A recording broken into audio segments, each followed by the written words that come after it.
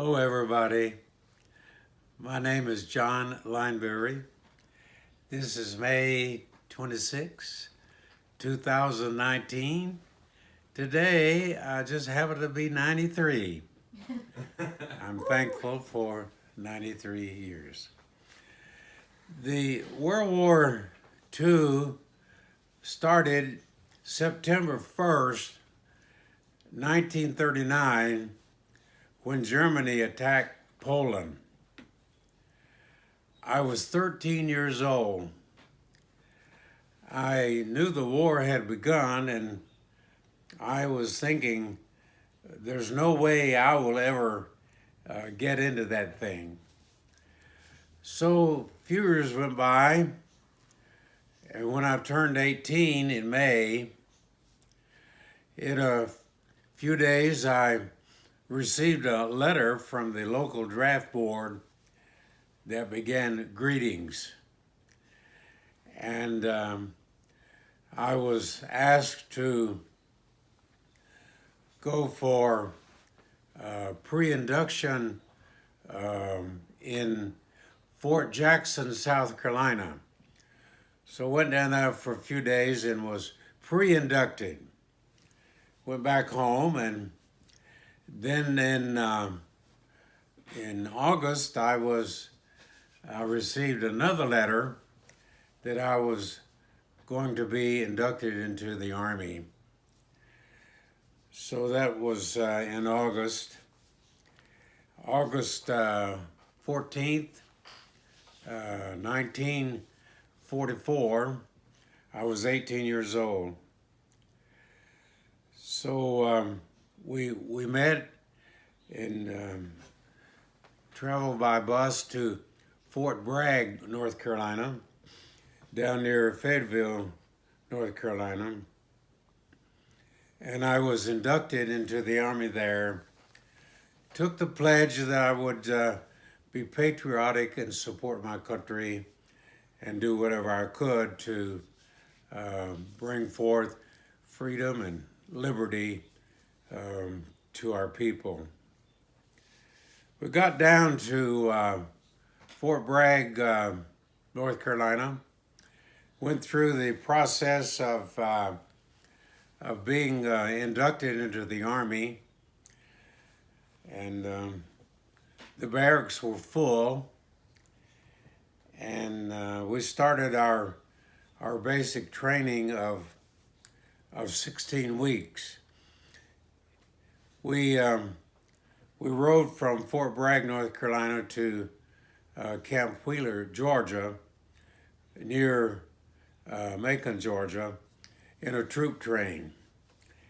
And we were assigned to our company, and our basic training began. That was for 16 weeks. Now, there were some eventful situations in our training, like, for example, to strengthen the calves of our legs, we had to walk through those Georgia pecan groves in deep sand. And doing that all day, day after day, was quite a chore. And then we had different things to do, like climbing up on a wall as quick as we could and jumping down and over. And one of the things that we did was go through the obstacle course at night. That was where that we went through a course where there were large areas that were fenced off, so that we were to stay in those areas most of the time. And within those bigger areas, there was a smaller area which if you got too close to, it would blast the daylights out of you and roll you over a couple of times. And their object was that when we knew we were near those places, to get away as fast as we could. A couple of them got me good. And then we finished up, and then we went to the rifle range, and our weapon was the M1 rifle, and it had quite a kick to it. When you fired a round, your right thumb would come up and hit your top lip, and after doing that for several times, your lip would swell, and then afterwards you walk around the camp, they could tell who had just come in from the rifle range. So we finished up our basic training, and in December of 1944, and we were supposed to get 2 weeks of furlough, but the World War II bulge came about, and our furlough was cut to 5 days. I remember arriving at home, the first thing my mother asked was, "How much time do you get off?" And I said, 5 days. And she said, 5 days? And I told her what happened, that the Germans had broken through the lines on the Western Front, and they needed to get replacements over there as quickly as possible. So 5 days at home, we boarded trains and headed up to Camp Meade in Maryland, where we were outfitted for combat duty. And then from there we went to Camp Kilmer in New Jersey, and from there we boarded a troop ship, had 7,500 soldiers on it, and we crossed the Atlantic. Now, crossing over on the Atlantic, we had to zig and zag every 15 minutes to escape a torpedo attack from the German U-boats. Then after 7 days, we arrived in England. We debarked at Liverpool, England. We were there for a couple of days, and then rode English trains south to Southampton, and boarded Higgins ships or boats to cross the English Channel. Now, the Higgins boats were very famous. They were 36 feet long, and then they were wide to hold quite a group of men. And so we got in a Higgins boat and crossed the English Channel, and it was January. The wind was blowing. The waves were rocking the Higgins boat back and forth because there was no match for the waves of the Channel.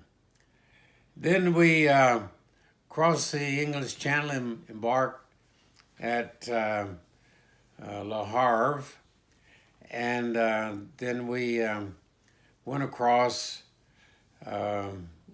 France, traveled across France in boxcars. The boxcars were known as 40 and 8, and either 40 men or 8 horses. So we traveled almost all the way across France in boxcars.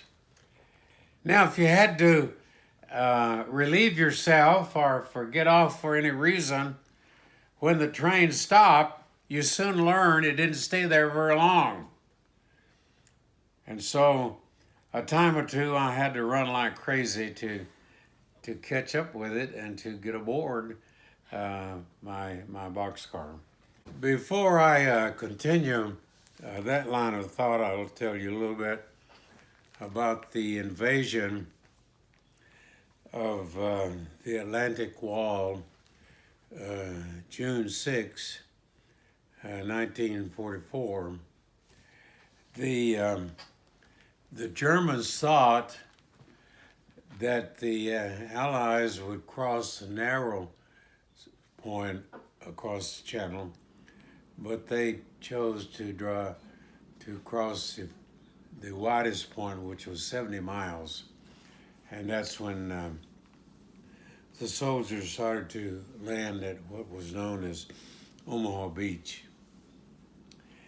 And another contributing factor for the success of D-Day was that the general, who was the commander of the Germans in France, his name was Rommel. He was known as the Desert Fox because he fought in the deserts in Egypt, etc., and he was given that nickname as Desert Fox by Winston Churchill. He was back in Berlin helping to celebrate his wife's 50th birthday. So time they got sent all the information to him and got it back, the Allies were landing and crossing the channel, and they were able to establish beachheads along the channel, and so as to drive the Germans back into France. One paratrooper landed on a church steeple, so he's up there hanging on for dear life with his parachute, etc. And they finally rescued him, got him down, and of course that was great news for him. Well, back in France, we stopped at Metz, France, which is pretty close to Germany, just across the border to Germany, and we were there for a week, and we stayed in the third story of one of the big mansions there. And I remember one night for supper, we had stewed tomatoes. And about 11:30, they started working on me with severe heartburns. And I'm thinking, should I die with this or should I be killed in Germany? Oh, that was so miserable. With no medicine to take, the heartburns just took over, and they knocked me back and forth until they went away, and I got some relief. So now we crossed over into Germany. We were in a little place called Sinz, Germany, S-I-N-Z. We stayed there. We stayed there for a week, and going from Metz, France, to Sinz, Germany, was somewhat of a trip. I know that one time I was walking, and I had my ammo belt around me, and walking so much loosened it up, and it fell around my ankles, and I tripped and fell, and soldiers, of course, helped me out.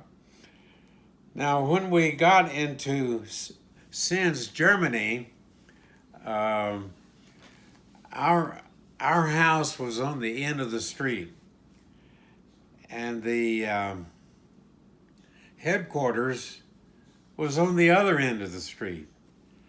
And somebody from our house had to go down to headquarters to report. Now, one step out of that front door, then the Germans would pelt us with little shots, and they would hit all around us as they were little. They were bigger shots than the rifle. They were. So we had to run like crazy in order to get down, give the report, and come back. Same thing. They were they were mortar shots. We soon learned about those dudes, and we would run like crazy down to where we were staying, and then the next hour somebody else had to go. Now a squad, an armored squad has 12, from 10 to 13 men, and we had to replace 9 in the squad that got banged up. So we were given assignments, and the sergeant said to me, "Lineberry, you'll be first scout." Now, first scout is the guy that they plunk off when you start walking into enemy territory. And I said, "Sergeant, I was trained to be in a BAR team, BAR, Browning Automatic Rifle. It's the only automatic gun power, firepower, that a squad has." So he said, "Okay, turn out the lights."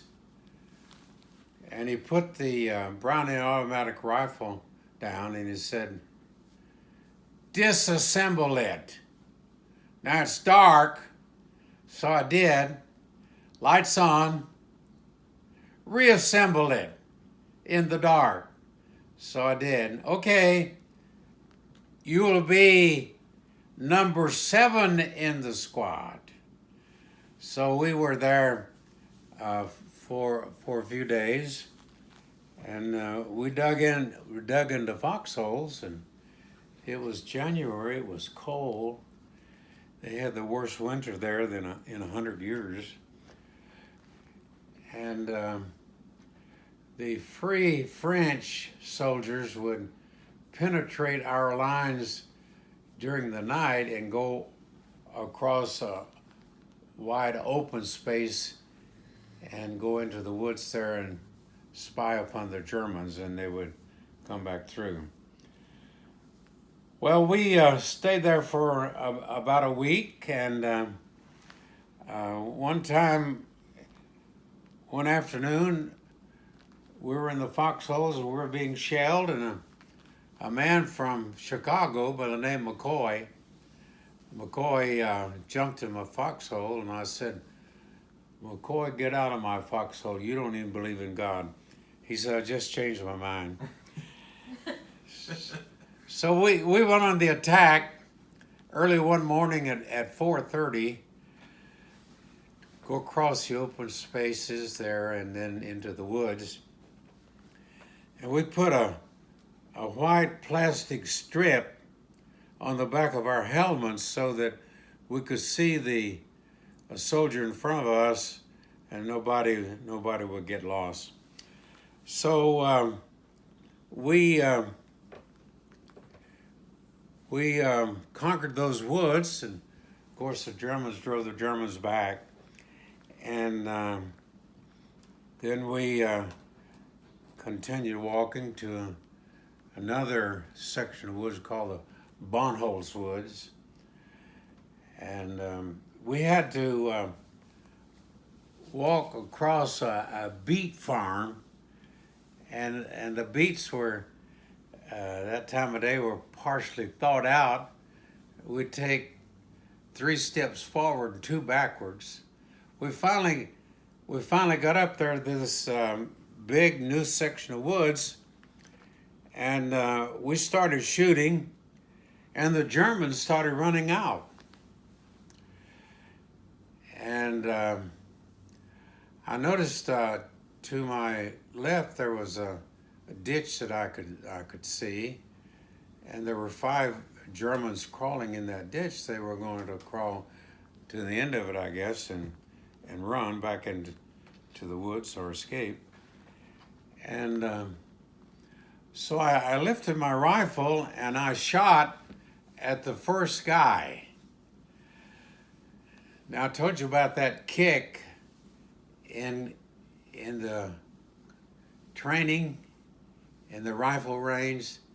You don't have a kick in combat because there's so much excitement and everything, you just don't notice. Anyhow, I had a red tracer in my rifle, and when that red tracer went over his head about 6 inches into the dirt of the ditch, he came out there immediately with his hands up and said, "Comrade." That was their word for surrender. And the other 4 also came out, hands up, comrade. And now we're in battle. Soldiers coming up on both sides of the road, going and trying to take those woods.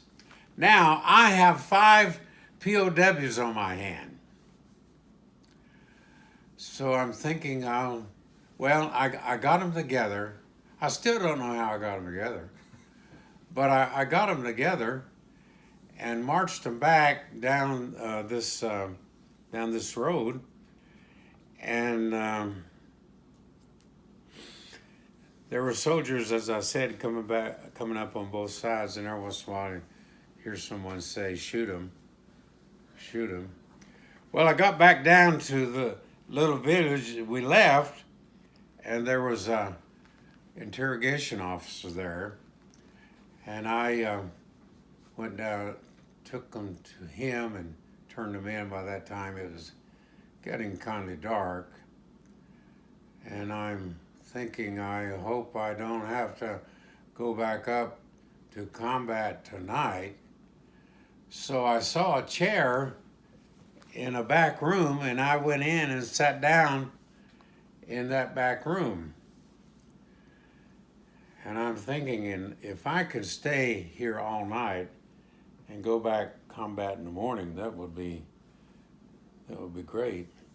2:00 a.m. The officer came in and said, "Soldier, we have a Weasel vehicle supply truck going up to the front, and you can ride up with them." So outside, here's this Weasel vehicle. It's loaded with supplies, and I crawled on top of the supplies, and we headed off for the front. And a little while we got up to the front, and the driver said, "Soldier, you have to get off here." "Where's my outfit?" "Well, how am I supposed to know?" He was ticked off and war weary. So I got off the Weasel and started walking through these woods, and I fell in a big hole. And it was so good to rest there. I just lay there for a little while. Finally I got out, continued walking through these woods, and came out. And I could see the horizon to my right, and that I knew the Germans were that way, so I turned to my left and walked a ways up there, and a soldier said, "George!" I said, "Washington." That was a password that night. "What in the world are you doing out there, soldier? Don't you know you're going to get yourself killed? Pull in behind us till morning." So I pulled in behind them till morning and looked down there, and I saw a long line of soldiers, and I walked down there and joined them. Nobody knew me. I didn't know anybody. And it was a breakfast line. We had a good breakfast: bacon, eggs, biscuits, gravy, juice. It was, and that's where I got back with my outfit. And they looked at me, sort of relieved to know I was an AWOL. So we continued to go forward and to take this area and that area. And then one night we boarded trucks. Our group boarded trucks. We rode those trucks all night and came into this little town, and we got off the trucks, and some of us, as we got off the truck, we backed into some cows because the cow pasture was the front lawn. So we backed into this livestock and woke up the couple who lived there. We heard footsteps, somebody coming down the stairs, and they came out to find out what was going on. And she said to her husband, "American soldier, American soldier." So we got off there, and we went to a house, and by this time it was 9 o'clock the next morning, and about that time a captain came in and he said, "We have a sniper in the graveyard down the edge of town, and I need someone to go down there and scout him out. You, and you." I was the third you. So we left and walked across this open field down to the graveyard, and the three of us are now leaning up on the wall of the graveyard with our arms and elbows up on the fence, looking around and knowing that if he saw us, he could shoot us. So the sergeant spotted a shack just inside the gates of the cemetery. "Lineberry, go in there and scout out that hut." So I went in there, and I got to the door. I said, "Come arouse." That meant to come out. Nobody came out. I said, "There's nobody in here. Let's get out of here." So we left and started running like crazy. We got up there a ways on this open field, and the German, he started shooting at us with a burp gun. Now, a burp gun means it releases bullets quickly. And so we hit the ground and crept and crawled for a distance, and then we got up and started running again and ran back into the village, into the house, and gave the report. So we were in this, we continued moving, and we were in another little town for a few days, and we were there, and we were getting ready to cross the Sar River and go up into uh, German city of Trier and get it. Well, all day long, trucks moved in and lined up. Combat engineers were there with boats and equipment to cross the river. And the soldiers started going down by the trucks, and we were going to cross the river in boats, and then they were going to build a pontoon bridge and let the trucks over. And we were being shelled like crazy. And every time a shell struck, somebody would get hurt, and artillery shell came in and hit the truck. I was on the driver's side, and the shell hit on the passenger side, knocked the stuffings out of me. And when I came to, there was a medic over me, and he helped me get up and marched me back to the first aid station. And when you go back to the first aid station, they put a row of cards hooked together on your right knee, and they came down to my ankles. So I was there a while, and they examined me, etc., so forth. And then we were in ambulances being evacuated. And the next morning, when I woke up, I looked, and there was only one card left on my right knee. So I knew I had to be somewhere in France.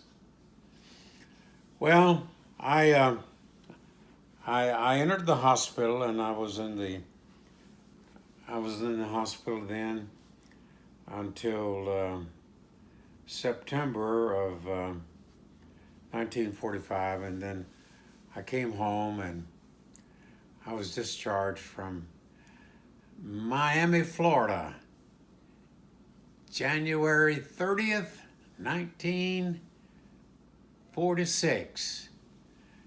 And I came home and received a joyous welcome, and thankful that the Lord has spared my life.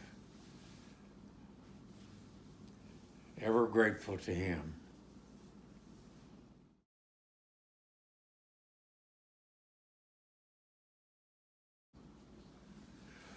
One time we had a lull in our fighting. We were in this house for about a week, and we stayed there. There was a couple. It was a couple's house, and we had a room. And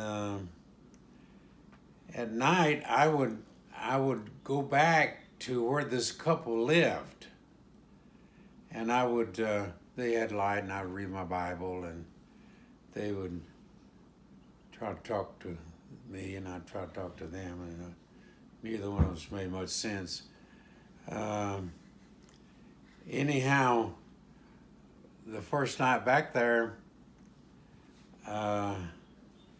they offered me some booze to drink. And I said, no. Nix.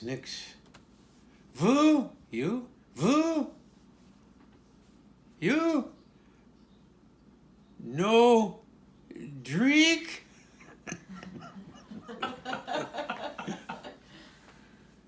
No booze. So I had to go back in the room, and someone said, "Where you been?" "Oh, I've been back there talking to a couple, reading my Bible, and having devotions." That was It was really kind of neat to be able to do that. Once we were in a battle in these woods. Seemed like Germany had a lot of woods. Anyhow, we were in these woods, and it was early in the morning, and the lieutenant said, the second lieutenant said, we got to get out of here because we're being surrounded by the Germans. He says we have to make a run for it. So he started running, and I was right behind him, only 18, in good shape. We ran across this open field, and when he stopped, I stopped. And he said, Lineberry, you can really run. I said, yes, when my life depends on it. The next morning, we saw an older fellow that was in our group, and he said, you guys ran off and left me. I thought the Germans were going to get me, but I finally made it.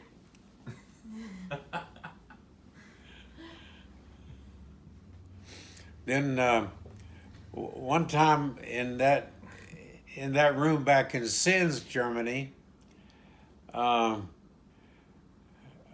of the soldiers, his name was Perkins. He was from Alabama, and he picked up a German bazooka and started fooling around with it. And everybody was urging him to put it down. It might be a booby trap. And the thing went off and went out an open window. We learned a lesson that day, and there's no more fooling with booby traps. Well, it's been a joy to talk to you. Maybe I should tell you about a couple of medals. I got the Combat Infantryman's Badge, and then I got a Victory Medal, got a ribbon for, I got a ribbon for the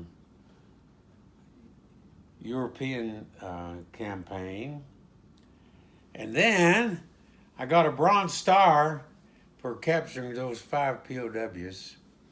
And a few other medals that had to do with the war and time in Germany, so forth.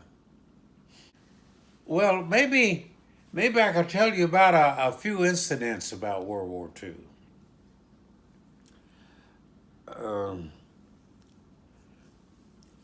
The war ended in May 1945.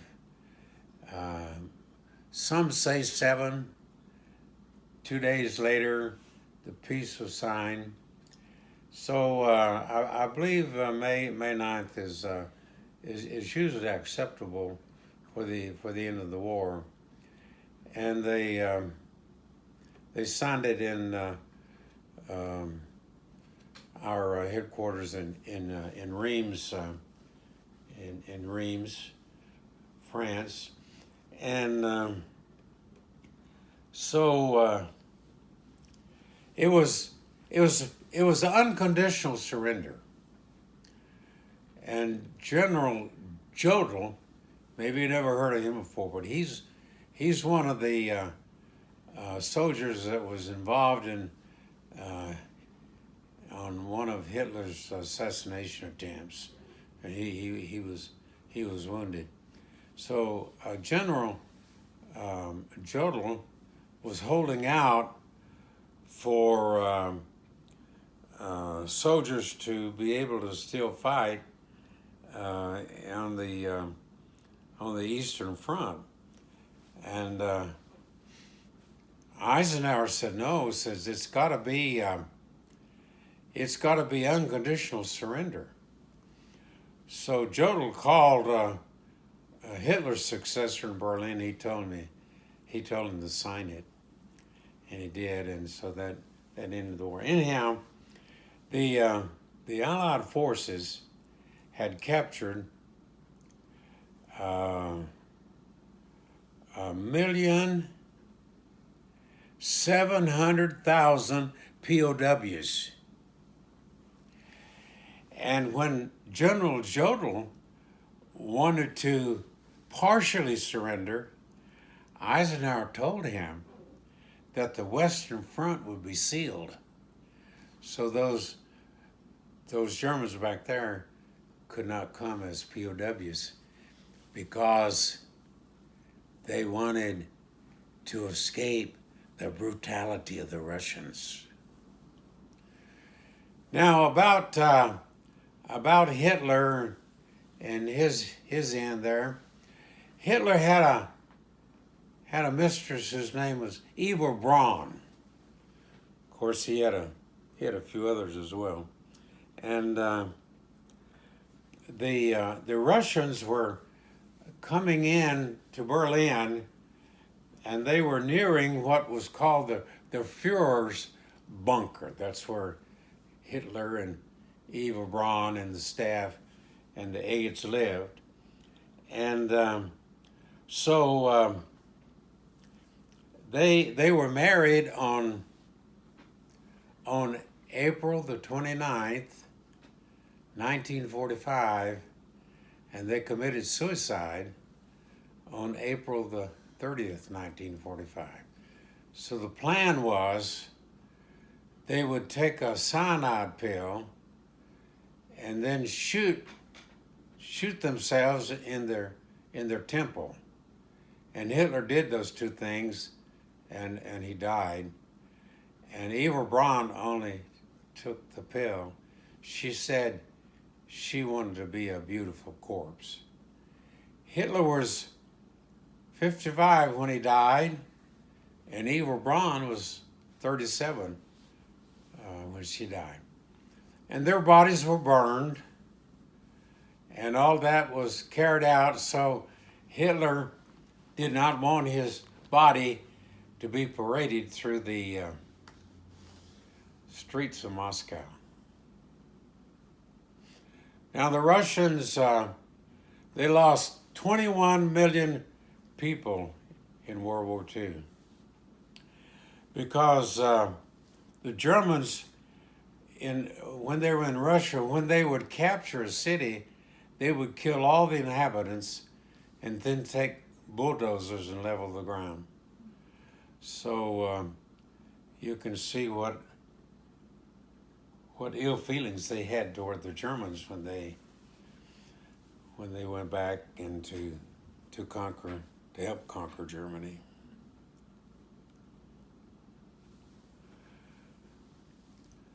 So after the war was over, I was in a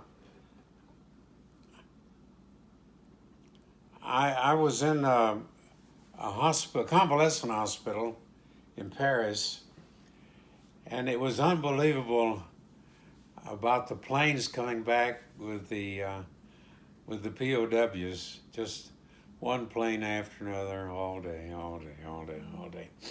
Well, anyhow, while I was in that area, I struck up a little friendship with a Belgian boy whose name was Robert. And he'd come over to the place every day and see me. And I would give him Hershey bars. And he would take my laundry, and his mother would do my laundry. And he gave me a picture of him and his parents. So that was quite interesting. That was while in Paris? That was while in Paris? It was after the war. After the war. You've heard about what is called the Belgian Bulge. Well, that was Hitler's frantic attempt to stop the Allies and to win World War II. And so he assigned a general by the name of Gert von Rundstedt to lead the Bulge. And so it started it started in Belgium and went across the area there, across France, and for 70 miles. And it made a big bulge in the Allied forces. So Hitler's aim was his aim was to divide the Allied forces and capture the harbor at Antwerp, where all of the supplies and everything were coming in. And so the Allied forces buckled down and stopped that. Germany had 483,000 troops in the bulge, and the Allies had 476,000. And I believe the Germans had 27,000 dead, and the Allies had 19,000 dead. So then they stopped that, and wasn't long after that the war was over. The bulge took place in December 1944 to January 1945. One time we were capturing this area, and we noticed that some German Tiger tanks, boy, they were whoppers. Sherman tanks of the Americans was no match for them, and a couple of them were knocked out, and we were glad they were knocked out before we got there. Now I don't remember. I didn't fight in the to capture the pillboxes. They had a lot of pillboxes across there to stop the Allies, Siegfried lines. And well, it was a lot of things to happen to an 18-year-old. Did you have any like best friends who were with you the whole time that you remember? Like in your outfit? You know, I don't even. You're so occupied with your assignments and fighting. I don't remember anybody.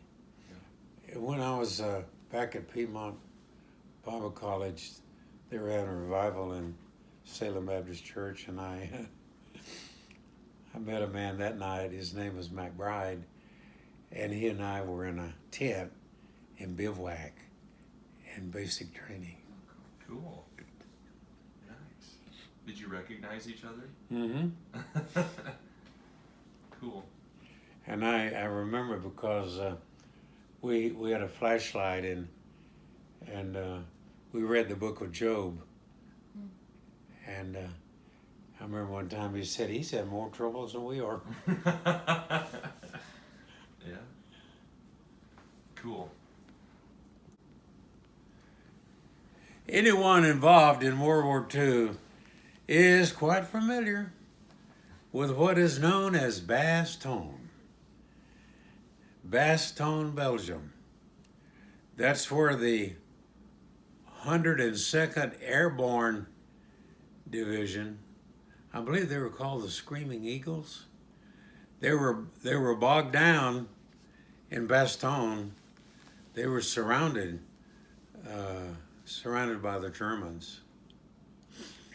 And General Anthony McAuliffe was the commanding general, and the Germans communicated to a man whose name was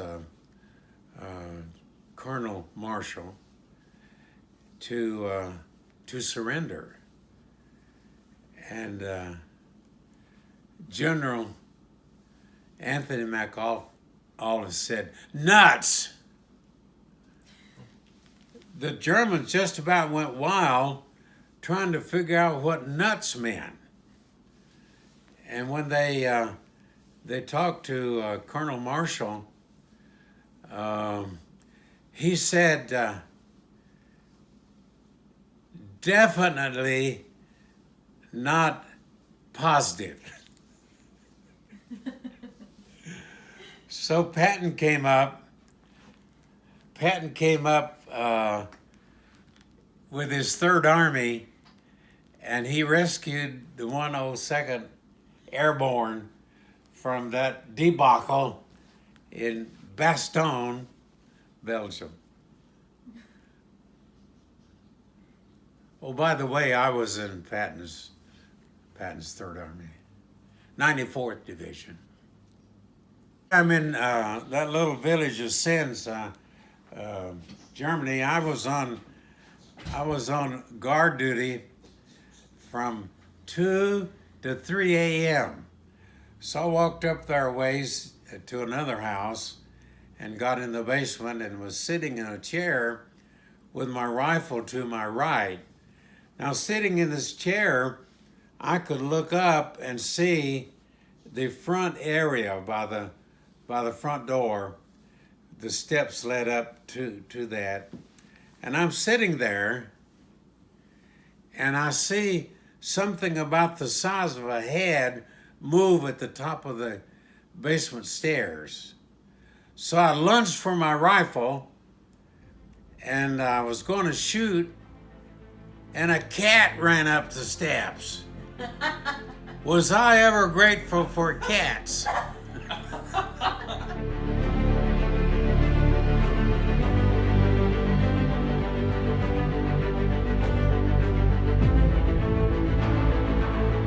My name is John Lineberry, a veteran of World War II.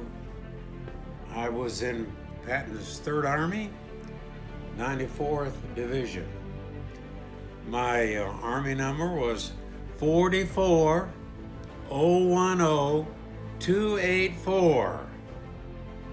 And that number was known as your dog tags, because at the front of it, it had a slight indentation that would fit in your front teeth in case you were killed in battle. They would put that dog tag in your mouth, and then you would be identified with that.